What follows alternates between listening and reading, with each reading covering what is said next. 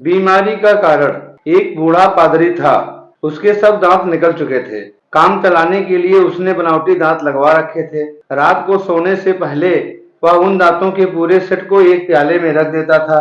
सुबह उठकर वह उन्हें मुंह में लगा लेता था। एक दिन जब वह सुबह उठा तो उसे पेट में हल्का सा दर्द महसूस हुआ। उसने डॉक्टर के पास जाने का निश्चय किया। चारपाई से उठकर उसने दांत निकालने के लिए जब हाथ बढ़ाया तो हैरान रह गया। प्याले से दांतों का सेट गायब था। एकदम उसके मन में ख्याल उभरा कि कहीं यह पेट का दर्द दांतों के सेट के कारण ही तो नहीं। उसको लगने लगा कि वह रात को मुंह से दांत निकालने भूल गया था और अब वह पूरा सेट उसके पेट के अंदर चला गया है। इसी के कारण उसके पेट में सख्त दर्द हो रहा है। यह सोचते ही पादरी महोदय निढाल होकर गिर पड़े। उन्हें तुरंत अस्पताल ले जाया गया। डॉक्टरों ने मुआयना करने के पश्चात बताया कि पेट में दर्द का कारण कल रात खाई चीजों का सही तौर पर ना पचना है। यह एक साधारण सा दर्द है और हाजमे की दवाई खाने से शीघ्र ठीक हो जाएगा। लेकिन वह पादरी चिल्लाए जा रहा था, मेरे पेट में बनावटी दांत चले गए हैं, उन्हीं की वजह से यह दर्द है।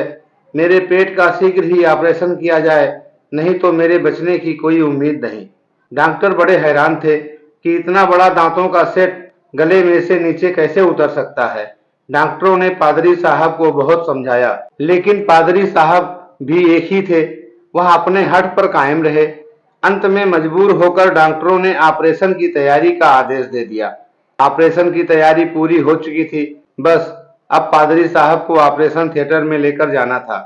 इतने में उनकी नौकरानी दौड़ती हुई आई और उसने सूचना दी कि दांतों का सेट मिल गया है। वास्तव में दांत कोई बिल्ली उठाकर ले गई थी। दांत साथ वाले कमरे के दरवाजे के पीछे से मिले थे। सूचना मिलते ही डॉक्टरों की जान में जान आई। दूसरी ओर पादरी भी दर्द को भूलकर उठ बैठा।